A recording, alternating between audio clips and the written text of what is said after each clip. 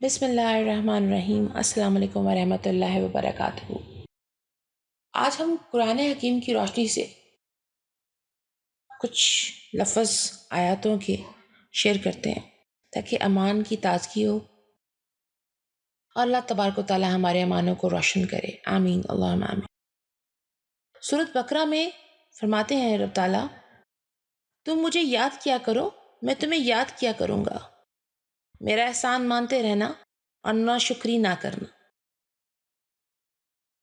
اگر تم اللہ کا شکر گزار ہو، اس پہ ایمان لے آئے ہو، اللہ تم کو عذاب دے کر کیا کرے گا؟ اللہ تو قدر شناس ہے۔ بے شک سورۃ نساء میں ہے۔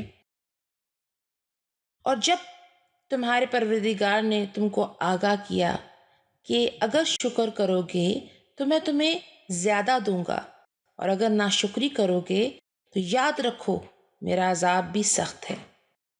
سورۃ ابراہیم میں۔ بس اللہ نے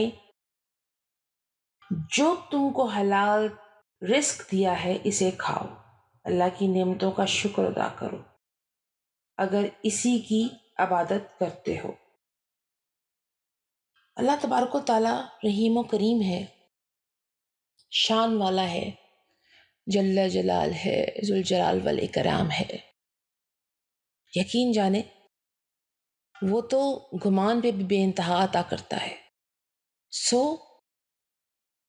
ہم مسلمانوں کو یہ سب چاہیے، بہن بھائیوں کو، کہ ہم اللہ تبارک و تعالیٰ سے اس کی شان کے مطابق مانگیں، اور مانگیں بھی تو کیا مانگیں گے؟ رزق، کشادگی، صحت نہیں، اس کے علاوہ مغفرت، بخشش، اپنے والدین کی، اپنے گرد و نواح کی۔ سب سے پہلے لوگوں کے لیے دعا کیا کریں، پھر اپنے لیے دعا کیا کریں۔ یقین جانیں جب آپ لوگوں کے لیے ہاتھ اٹھانا شروع کریں گے، آپ کے مسائل خود بخود حل ہونا شروع ہو جائیں گے۔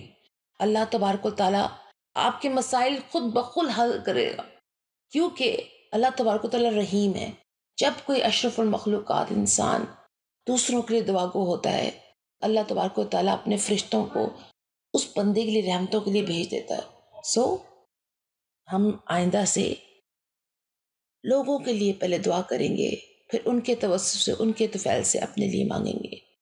یہی ہمارا منشور ہونا چاہیے۔ اللہ تعالیٰ ہمیں دعائیں کرنے اور ان پر ہمیشہ آمین کرنے اور جستجو کرنے کی توفیق عطا فرمائے، آمین اللہم آمین۔